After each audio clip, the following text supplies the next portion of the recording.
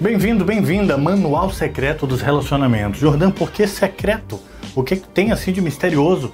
Tem de misterioso que eu vou falar algumas coisas aqui com base em muita prática clínica, com base em uma matemática. Sim, os relacionamentos acabam sendo matemáticos. Existe uma energia que envolve todo tipo de relação.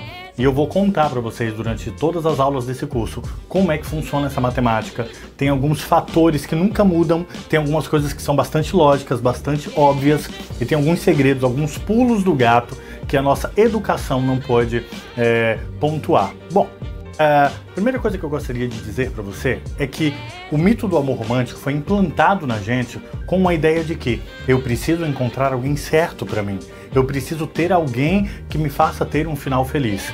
Isso tudo veio com o advento do romantismo, dos desenhos da Disney, de toda Para ser verdadeiro, você sabe quando começou a romantizar as relações? Quando na década de 40 inventaram duas coisas básicas: o carro e o telefone. Assim foi possível começar a marcar encontro.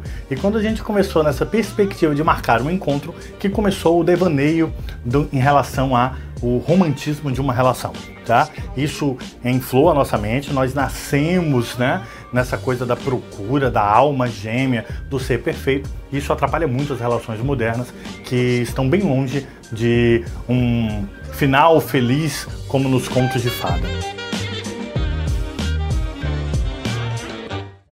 Uma coisa básica que todas as pessoas que devem ter comprado esse curso muitas vezes pensam é assim: eu agora quero dar certo numa relação. Toda relação deu certo. A gente precisa acabar de imaginar de que nós não demos certo numa relação. Quando a gente bota essa mensagem para o cérebro da gente, ele vai atrair a consequência, a continuidade daquilo que não deu certo. Eu posso começar dizendo, e vai estar escrito em letras garrafais: toda relação deu certo. Toda relação deu certo, por quê? Porque você viveu, porque você teve um momento de troca nessa relação. Tem relações que dão certo um dia, tem relações que dão certo uma semana, um mês, alguns anos. Mas toda relação tem um life. Você gasta esse life durante os anos que se passam, os dias que se passam com essa pessoa, até um dia que essa relação não tem mais o que dar. Mas nós somos educados, por questões muitas vezes paroquiais, de igreja, muito mais por questões simbólicas, a ter que manter uma relação mesmo quando a energia dessa relação já se foi. Então vamos falar muito sobre isso durante esse curso, sobre quando entender que uma relação acabou e o que fazer para renovar esse relacionamento, tá? Acompanha comigo. Ideal romântico, Romeu e Julieta, não é? As histórias de amor. O que é muito Tristão e Isolda, Romeu e Julieta têm em comum e que mexem com o íntimo das pessoas? Eles não podem ter um ao outro. Essa é o melhor pulo do gato que a indústria dos relacionamentos criou para você. A impossibilidade de ter quem você quer. É a impossibilidade de ter que gera, na maior parte das vezes, a paixão. A grande febre que faz você querer ter. E muitas vezes, quando você tem aquilo que você achava impossível, você leva para a rotina e a relação começa a ser desconstruída, porque nós partimos do pressuposto que nós não vamos ter essa relação que a gente tanto deseja. Veja, a nossa geração, vamos dizer assim, quem tem um pouco mais de 30 anos, pode se lembrar que na infância as principais músicas e as canções que rodeavam as escolas e que a gente aprendia a cantar, que os nossos pais nos ensinavam, eram relações que terminavam com finais não muito bons para os relacionamentos, O anel que tu me deste era lindo e se quebrou, o amor que tu me tinhas era pouco e se acabou, Então o cravo brigou com a rosa saiu ferida, o cravo... Sempre com uma história que não dá certo nas relações. Veja que a gente já nasce com uma ideia de que relacionamento é um lugar para sofrer, de que relacionamento é um lugar de submissão, ao mesmo tempo que a gente fica sonhando com a projeção do príncipe ou da princesa encantada e a gente muitas vezes podendo ser feliz com o Shrek e com a Fiona que a vida nos dá, procurando esse príncipe encantado e sempre achando que as nossas relações não dão certo. Vamos falar sobre isso. Ah, Jordão, mas eu quero ter um relacionamento como meus pais ou como meus avós. Aquele relacionamento que durou 50 anos. Aquele relacionamento perfeito, que envolve toda a família. Presta atenção em uma coisa. Aquela relação dos seus avós talvez não seja mais possível hoje. Sabe por quê? Porque aquele é um relacionamento simbólico. Os nossos pais, os nossos antepassados, eles estavam envolvidos em relacionamentos que mais importava o símbolo da família do que a troca de energia, de sinergia entre eles. Eles não casavam muitas vezes com a personalidade do outro. Eles casavam com o símbolo social que envolvia aquela relação. Então muitas vezes você tem como meta um relacionamento de seus avós ou de seus pais que tem 50 anos, mas que na prática não existe uma troca, não existe sexo há 40 anos, não existe um beijo na boca há mais de 45 anos. Então são relações que se mantêm. E muitas vezes era o machismo que imperava dessas relações. A relação funcionava com uma troca afetiva até nascer o primeiro filho. Nasceu o primeiro filho, esse homem migrava para a função social que tinham os bordéis. Sim, o bordel tinha uma função social de amparar esses homens que vinham de relacionamentos onde já tinham um filho. Então a mulher passava a ser só escrava dos filhos, escrava do lar, e o homem continuava tendo uma relação sexual, uma vida sexual ativa, enquanto a mulher se voltava apenas para o lar.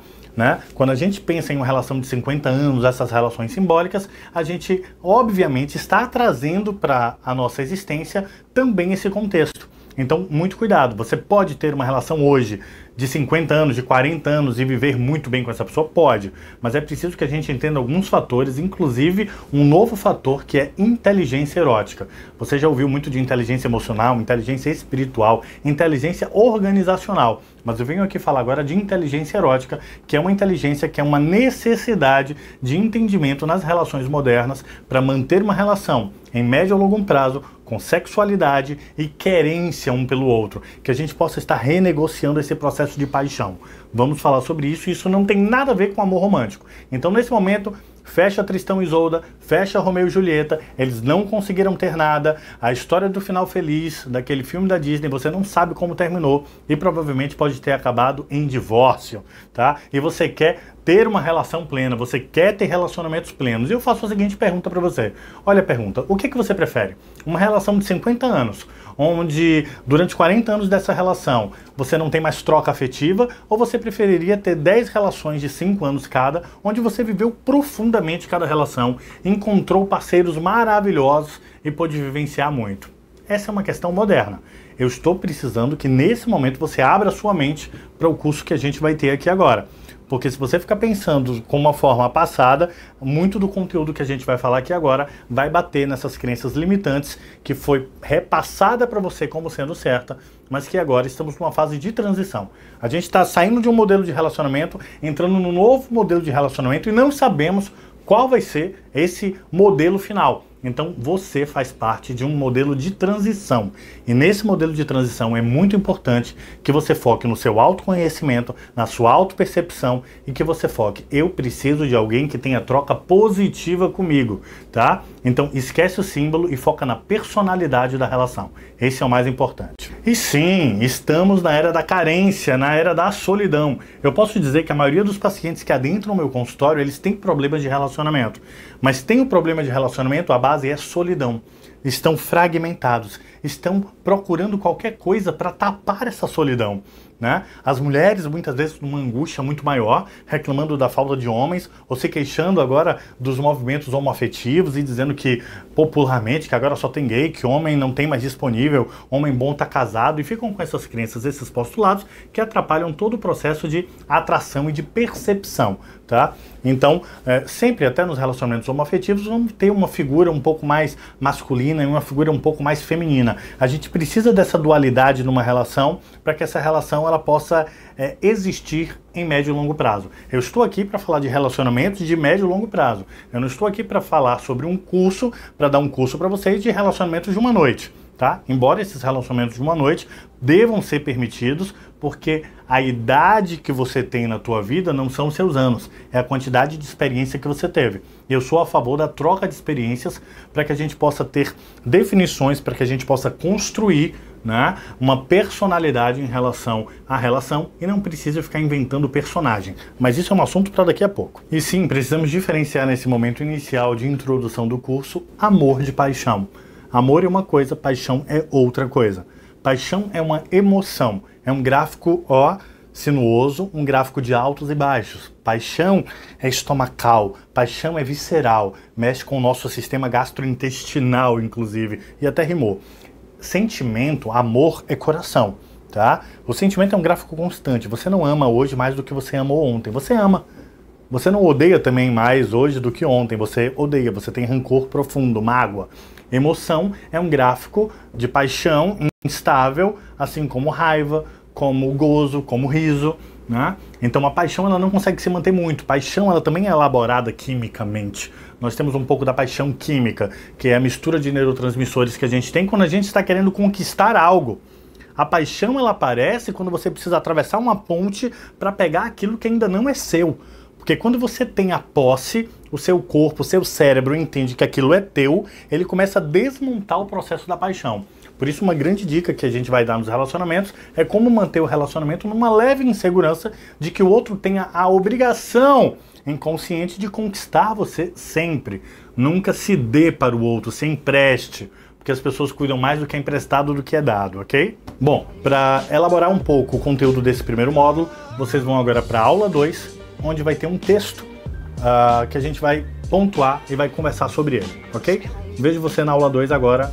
Pode apertar e passar para a próxima aula.